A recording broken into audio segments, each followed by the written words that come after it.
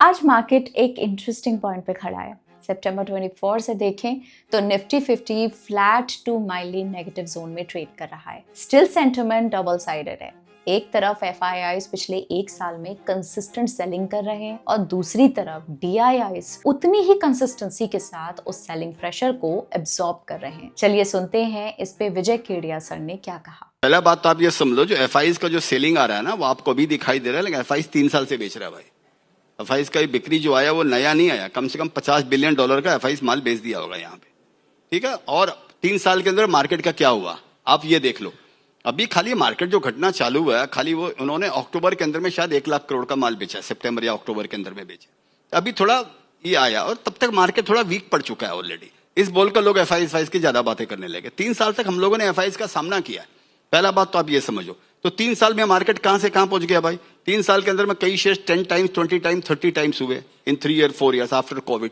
पिछले 12 महीनों में एफआईआईज ने हेवी नेट सेलिंग की, जबकि डीआईआईज ने रिकॉर्ड इनफ्लोज डाले। शुरुआत में मार्केट में करेक्शन देखने को मिला, लेकिन फिर डीआईआईज के कंसिस्टेंट इनफ्लोज के चलते मार्केट ने अप्रैल 25 में बॉटम बनाया और एक रिकवरी देखने को मिली। इस बैकड्रॉप में एक क्लियर ट्रेंड उभर कर आया है। मिड कैप और flexi cap categories mutual fund investors के बीच फास्टेस्ट ग्रोइंग स्पेसेस बन चुकी हैं। अब ये टेबल देखिए। फ्लेक्सी कैप और मिड कैप के टॉप फंड्स पिछले 3 और 10 सालों में कैटेगरी एवरेज से काफी बेटर परफॉर्म कर चुके हैं। फ्लेक्सी कैप में पराग पारिक, एचडीएफसी और इन्वेस्को का 3 ईयर सीएजीआर लगभग 20% प्लस है, जबकि कैटेगरी एवरेज 15.5% है। मिड कैप फंड्स का 3 ईयर सीएजीआर 24 से 26% रेंज में है वर्सेस कैटेगरी का 20.6%। लॉन्ग टर्म में भी इनका 10 ईयर परफॉर्मेंस ब्रॉडली कैटेगरी से ऊपर है। रिस्क साइड देखें तो स्टैंडर्ड डिविएशन बताता है रिटर्न्स कितने फ्लक्चुएट होते हैं और शार्प रेशियो ये दिखाता है कि लिए गए रिस्क के बदले में रिटर्न कितना एफिशिएंट था। फ्लेक्सी कैप और मिड कैप दोनों कैटेगरीज में सिलेक्टेड फंड्स का शार्प कैटेगरी एवरेज से ऊपर है, यानी कि वॉलेटिलिटी के बावजूद रिस्क एडजस्टेड परफॉर्मेंस स्ट्रॉन्गर रही। अब देखते हैं कि रीसेंट क्वार्टर्स में इन टॉप फंड्स ने किन स्टॉक्स में फ्रेश पोजीशंस बनाई हैं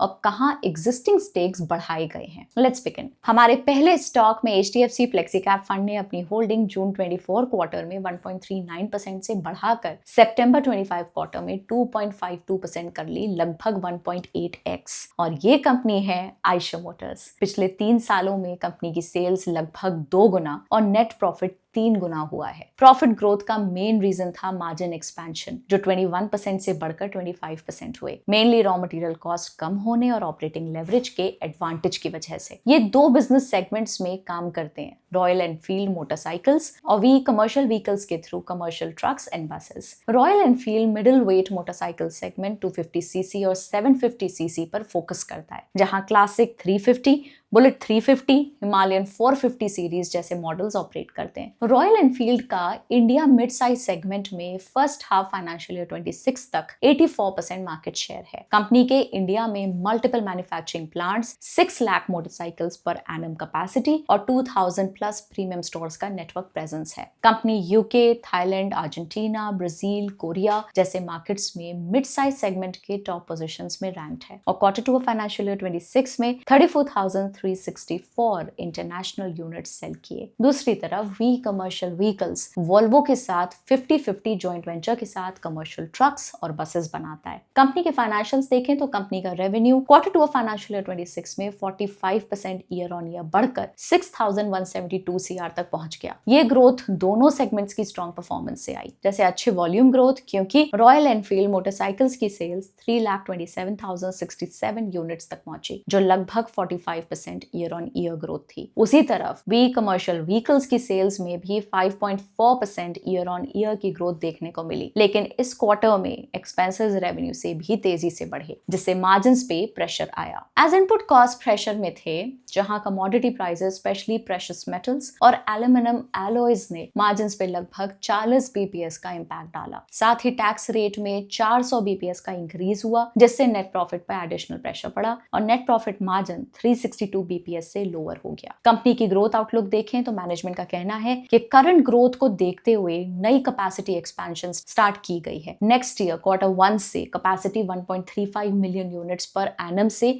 ऊपर हो जाएगी, ताकि फेस्टिव डिमांड और inventory buildup comfortably manage manage किया जा सके। फाइनेंशियल ईयर 26 का CFO year on year 1181 CR बढ़ा। इस पीरियड में चेंज इन रिसीवेबल्स का कैश इनफ्लो भी 63 CR से 132 CR तक जंप हुआ। इन्वेंट्री अब्जॉर्प्शन हाई रहा, लार्जली फेस्टिव सीजन स्टॉकिंग के चलते, बट पेबल्स का स्ट्रॉन्ग इंक्रीज ने वर्किंग कैपिटल को एडिशनल सपोर्ट दिया। इन सब मूवमेंट्स के कंबाइंड इंपैक्ट से CFO by PAT first half में 103% तक पहुंच गया, जो कंपनी की स्ट्रॉन्ग कैश कन्वर्जन कैपेबिलिटी दिखाता है। वहीं पे की चैलेंजेस की बात करें तो कंपनी को second quarter of this year में कमोडिटी प्राइसेस के कारण मार्जिन्स पर 40 BPS का इंपैक्ट लगा, स्पेशली प्रेशियस मेटल्स और एल्यूमिनियम एलॉयज से। अगर ये ट्रेंड कंटिन्यू हुआ तो कंपनी के मार्जिन्स पर और प्रेशर आ सकता है। हमारे सेकंड स्टॉक में Motilal Oswal mid cap fund ने अपनी होल्डिंग मार्च 24 क्वार्टर में 4.3% से बढ़ाकर सितंबर 25 क्वार्टर में 9.17% कर ली है, लगभग 2 गुना। और ये कंपनी है कल्याण ज्वेलर्स। पिछले 3 सालों में कंपनी की सेल्स 2.4x और नेट प्रॉफिट 3.2x हुआ है। मार्जिन थोड़े गिरे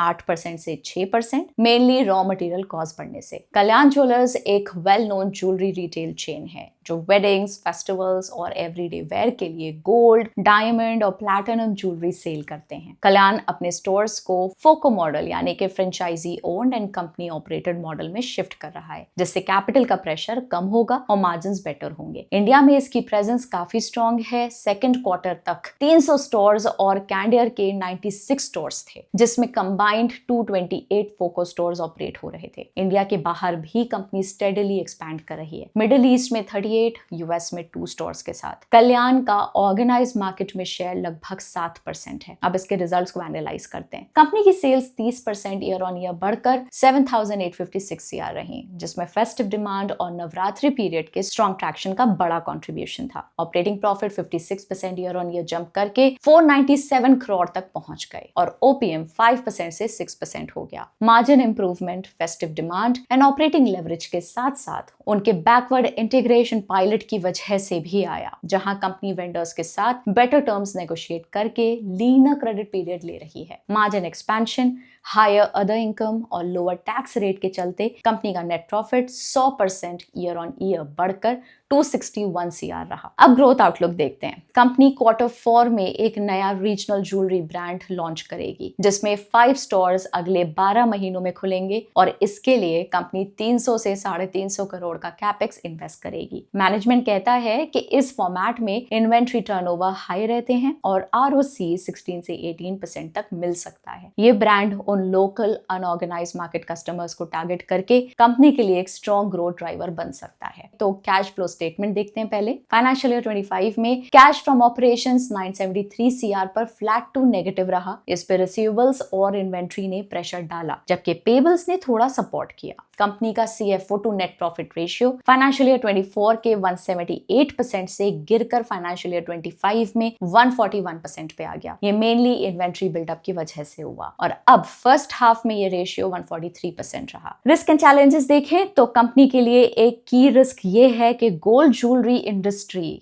हैवी रेगुलेशन और गोल्ड इंपोर्ट ड्यूटीज पर डिपेंड करती है। अगर गवर्नमेंट गोल्ड पर टैक्सेस या ड्यूटीज बढ़ा दे तो डिमांड स्लो हो सकती है और कल्याण की कॉस्ट स्ट्रक्चर पर प्रेशर आ सकता है। और अगर टैरिफ्स कम हो जाए तो गोल्ड प्राइसेस सडनली गिर सकते हैं, जिससे कंपनी को इन्वेंट्री लॉसेस का रिस्क होता है। और हमारे जो तीसरे स्टॉक हैं उसमें Invesco India mid cap fund ने अपनी होल्डिंग जून 25 क्वार्टर में 1.22% से बढ़ाकर सितंबर 25 क्वार्टर में 1.43% कर ली है। और ये कंपनी है BSC। पिछले 3 सालों में कंपनी की सेल्स लगभग 4 गुना और नेट प्रॉफिट 5.4x हुए हैं। बट कैसे? चार्ट को देखिए। 2023 के बाद रेवेन्यू और मार्जिन सडनली एक्सेलरेट हुए, क्योंकि उससे पहले डेरिवेटिव साइड पर BSC की प्रेजेंस लगभग 0 थी। गेम 2023 से बदला। BSC ने सेंसेक्स डेरिवेटिव्स को रीलॉन्च किया और अक्टूबर 23 तक Sensex contracts NSE derivatives volume के 40% तक पहुंच गए। क्वार्टर 3 और फाइनेंशियल ईयर 25 में स्केल और तेज हुआ। एक क्वार्टर में 793 CR डेरिवेटिव कॉन्ट्रैक्ट्स और equity derivatives revenue alone 353 CR, यानी कि Q2 रेवेन्यू का लगभग 1/3। रिजल्ट मार्च 22 से अब तक रेवेन्यू 4x, नेट प्रॉफिट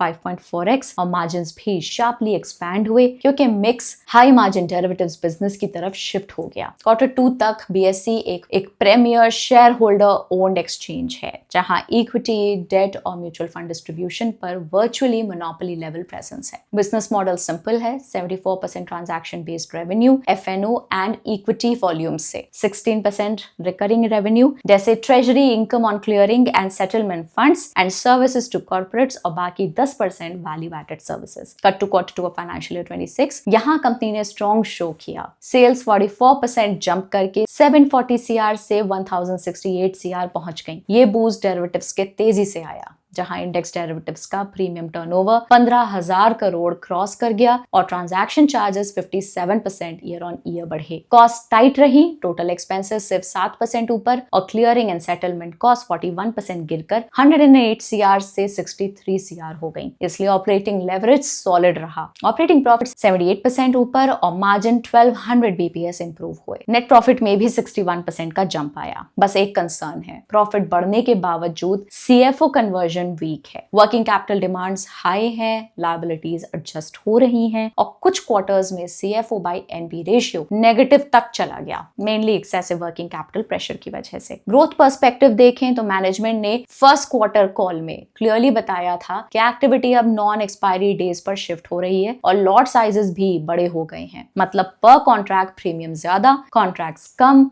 और क्लियरिंग सेटलमेंट कॉस्ट ऑटोमेटिकली नीचे। ये एक स्ट्रक्चरल मार्जिन लीवर बन चुका है जिससे margins without crazy notional growth भी एक्सपैंड हो सकते हैं। बट यहाँ है risk, regulatory impact as if expiry changes will impact the business operations. अभी हाल ये है कि BSE का लगभग 58% रेवेन्यू और उससे भी ज्यादा प्रॉफिट डेरिवेटिव से आ रहा है। मतलब एक्सचेंज पूरा इंडियन ऑप्शंस, लिक्विडिटी और सेबी के रूल्स पर एक लेवरेज बेड बन चुका है। इसके opposite cash equity side weak पड़ रही है। कैश इक्विटी वॉल्यूम्स गिर रहे हैं। Equity ADTV first half of financial year 26 में 19% ईयर ऑन ईयर गिरकर 7,968 CR रह गई। मार्केट शेयर भी फिसल कर दिसंबर 23 के 8.5% से दिसंबर 24 में 6% पर आ गया। तो ये थे वो 3 स्टॉक्स जहां अपनी अपनी कैटेगरीज के टॉप म्यूचुअल फंड्स ने रीसेंट क्वार्टर्स में स्टेक इंक्रीज किया है। आप कमेंट्स में जरूर बताएं इनमें से कौन सा स्टॉक आपको लॉन्ग टर्म ग्रोथ के लिए स्ट्रॉन्गेस्ट कंटेंडर लगता है। हम आपको एक बार फिर याद दिला दें, ये वीडियो सिर्फ एजुकेशनल पर्पस के लिए है। ये किसी भी तरह की कोई एडवाइस नहीं है, कोई फाइनेंशियल रिकमेंडेशन नहीं है। अपनी रिसर्च खुद करें कहीं पे भी इन्वेस्ट करने से पहले। मैं मिलती हूँ आपसे अगले वीडियो में। Till then take care,